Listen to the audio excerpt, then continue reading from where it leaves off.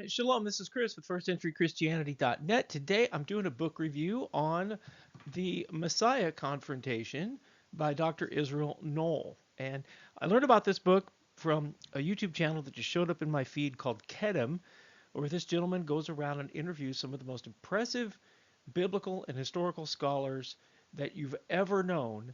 And it's like watching the History Channel, but watching it in modern times rather than watching it, 60 or 70 years gone by. And this is a great channel. I recommend it and understand that you're going to get an education by people that you probably don't agree with, but they certainly know what they're talking about. And they leave no stone unturned from what I've seen from the people that I've watched. They leave no stone unturned in their research. No different here with Professor Knohl. I think that's the title that he prefers. That's what's on the book. And the purpose of his book is to show that the Pharisees, uh, the forefathers of Rabbinic Judaism, were not the Jews that executed Yeshua. The whole purpose of this book is to educate people on the trial of Yeshua and which parties of the Sanhedrin actually commanded his death. Professor Knohl wants to clear the air and kind of mend the the gap between Jews and Christians today, because in his view that they get a bum rap, that modern Jews are not the descendants of those who executed Yeshua. Those would be the Sadducees, who ceased to exist in the year 70 AD, thereabouts, when Rome laid waste to Judea. Um, this is a really great book because in order to get you to that point, he walks you from the entire Bible and history and the Qumran texts to show what it would mean to be a Messiah in the first century Judea. And this is an incredible education that is generally glossed over in Christian circles. And Christians will just say they believe in the Trinity, Yeshua is the Son of God, and then they kind of march on, and they don't really focus on the definition of the word Messiah, when this idea comes about, what the people were expecting at that time. If you want to have the best education that I think you could get on this topic, this is the book for you. Um, and Dr. Knohl's contention about kind of clearing the air on anti-Semitism is kind of, I want to address that because there's two big hurdles that he doesn't really address in the book. It's not even the point of the book or anything. The first is that the anti-Semitism, as defined as irrational hatred of the children of Abraham, who have been called the Jews since about 100 years before BC, is not necessarily tied to Yeshua, to Jesus the Christ. It's not tied to that because Rome laid waste to Judea because Judea was not adopting Roman pagan ways. And they were sick of the constant revolt. They were sick of spending money on it. And so they had the place destroyed. And they scattered the Jews everywhere and made the Jews an epithet in the hundreds, in the first century, then the second century, and then the third century, that disdain pours over into Christian edicts. And so that anti-Semitism is rooted in the country of Rome, and it's irrational, and it shouldn't be that way.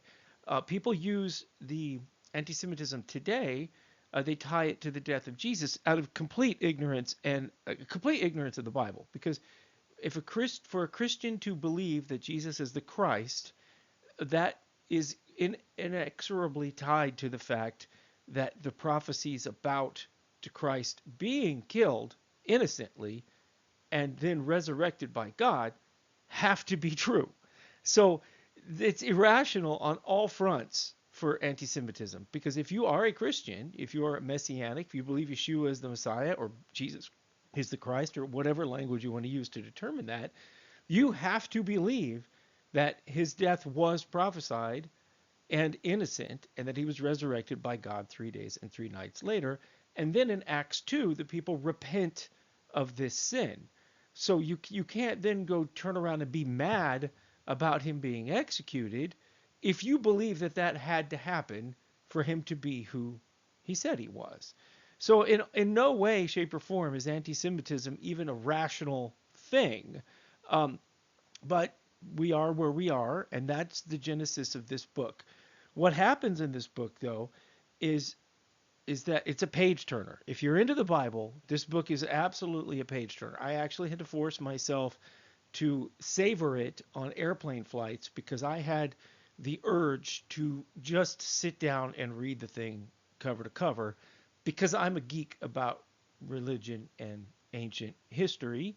And if you're somebody like that, you're going to gobble this thing up. It's really, really fun.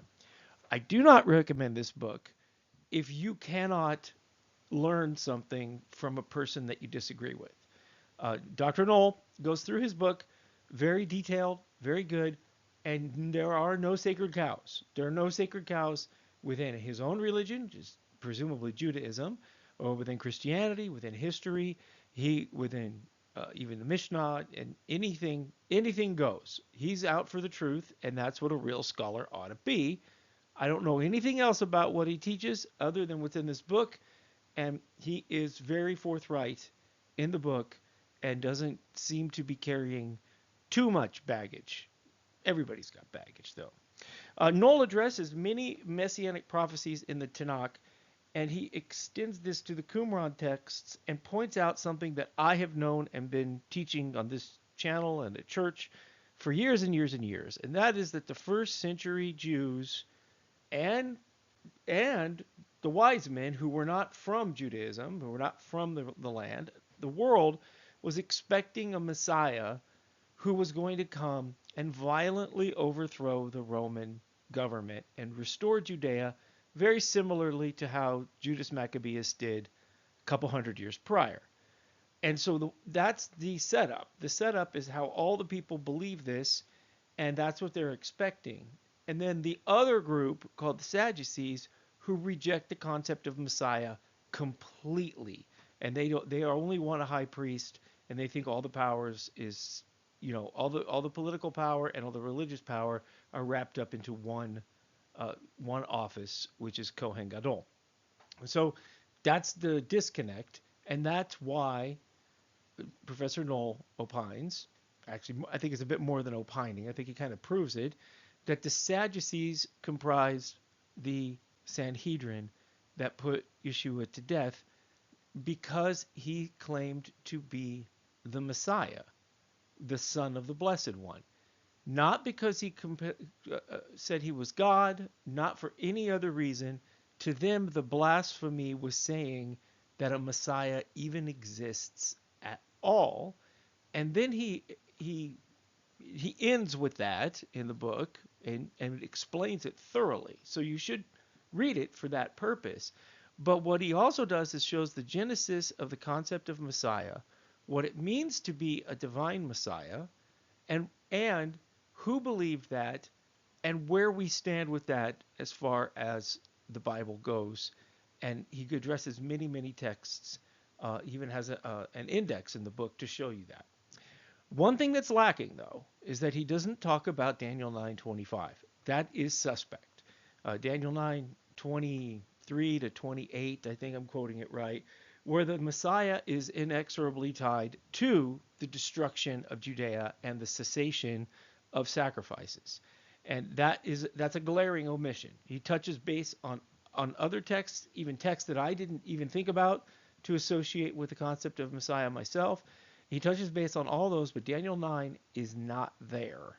And this is something that I was looking for because I don't know how Jews understand that there was no Messiah in the first or second centuries, but the temple came down. Because that prophecy in Daniel 9 says that the Messiah and the temple coming down and Judea being laid to waste are all kind of tied together. So that is a glaring omission.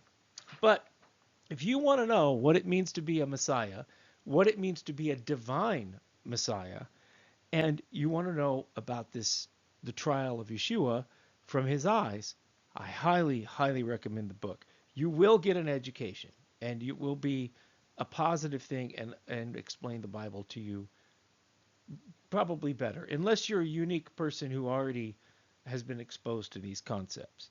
So I have included a link to Professor Knohl's interview on the Kedem channel in the description of this, and also on the slide, and also a link to the Kedem channel as well, so that you can go and partake of that stuff if you want to.